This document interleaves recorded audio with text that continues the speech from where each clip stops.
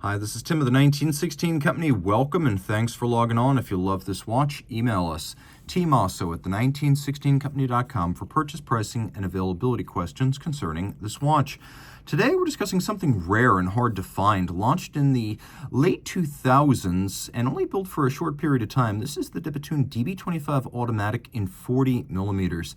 In rose gold, the 40 millimeter case is something that's often sought by collectors, particularly those who don't like the extroverted styles of other Bethune model lines. The DB25 with a round case, fixed lugs, and a solid dial is more traditional, but with the 40 millimeter size, it also becomes small wrist friendly and compatible with more conservative tastes as well as female wrists. So it is 40 millimeters in diameter, and you can see that it's 9.9 millimeters thick. It's quite slim with a 48 millimeter lug-to-lug span and a spacing between the lug horns of 22 millimeters. On my wrist of 16 centimeters circumference, it is a perfect size. This really is the best fit. Short of something with floating lugs from the DB28XS, the smaller case series, this is really the best fit you're going to get from Bethune. You can see from over the top, the lugs are not out over the edge of my wrist. Down the barrel, you get a really good sense of just how much larger my wrist is than the lug-to-lug span of the watch. So I could recommend this for a wrist as small as 13.5 centimeters circumference. And you can see that with a domed bezel and a sub 10 millimeter thickness, it will fit underneath the cuff. The strap is high grade, of course, Bethune fitting a strap that now includes small round alligator on the bottom and large rectangular scale on the top. The idea being, though a few $100s more expensive, it also lasts a lot longer, and a lot of the best brands now do this. FP Vacheron, LU Chopard, Bethune, and many more. Gator on gator is the best way to go. It's dark blue semi-gloss. You can see that there's a sheer cut edge that's lacquered for refinement with a monotone stitch. And then we've got a rose gold Bethune branded pin buckle. Bethune fully integrated as a manufacturer. Dials, cases, and movements. And one thing about the Bethune design is that there's always parallelism. You can see a relatively simple conventional pin buckle and then a relatively simple conventional lug. On the DB28, it's different. And on the DB20 series, prior to the 25, there was yet a different pin buckle. So these things usually match lug to buckle. You can see that there are these little bullets or torpedo tips on the end of the lug.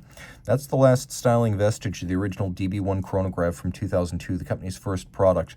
Although the lugs are fixed, you can see that they are not banal in any way, being taut, angular, dynamic, and evacuated, almost like the flying buttresses of a Gothic cathedral.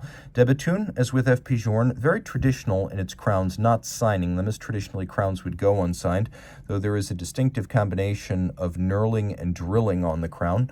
Press down crown, 30-meter water resistance. The case lines are simple and strong, all in polished rose gold. The dial features blue on silver. There's a toroidal track outboard and then a center disc with a rosette lathe guilloche. So the outer disc features the radially arrayed Roman numerals, including a watchmaker's 4, and then outboard of that there's a chemin de fer, or a railroad track, featuring the minute scale. We have fired blue titanium modified Breguet style hands. Again, Bethune is all about classicism in certain applications, and this is one of them. Taking a look at the dial, you can see it actually features quite a good deal of depth and color. The blue on silver making for a little bit of warmth where it's needed. On the case back, you can see the caliber 20-24, Bethune's automatic winder. Now it's got a 6-day power reserve courtesy of twin barrels.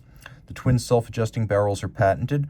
1, 2, 3 shock protection springs, that's triple parachute, that's patented.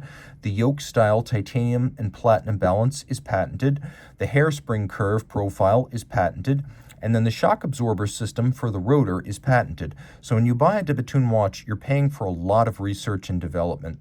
Not so Denis Flageolet, the founder of the company, can go drive sports cars in the mountains around L'Aubusson, Switzerland. He puts it all into the watch.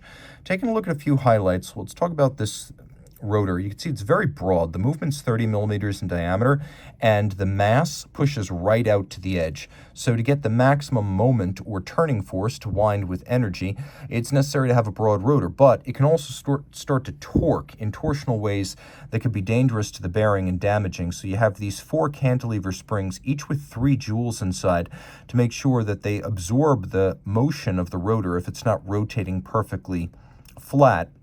and then the jewels reduce the friction as the rotor touches the spring. Everything back here that's blue has been fired blue to get it that way, and it is made of titanium. We have polished screws. You can see we have a combination of media blast and satin on the bridges. Those 3 shock protection springs, 2 flanking and then Inca block at center, designed to prevent damage, but also critically designed to improve chronometry by keeping the balance staff pivot centered in its cup jewel more of the time.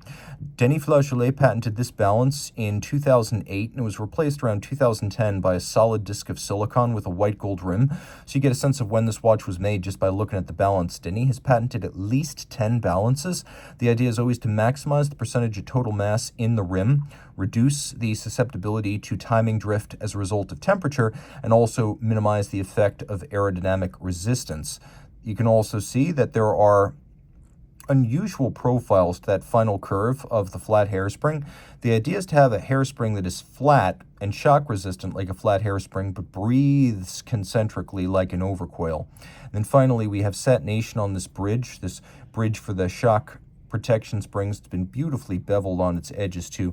The decoration is high horology. Don't be fooled by the avant-garde aesthetic. I always tell people, don't think of the DB25 as the entry level, because it's not. It's certainly not priced that way.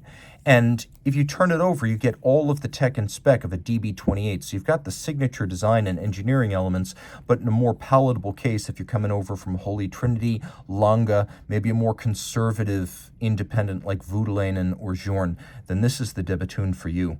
Reach out to Team Mosso at the1916company.com for purchase and pricing details. One more thing, that 6-day power reserve, it's still 4 hertz. They don't reduce the beat rate to achieve the 6-day power reserve.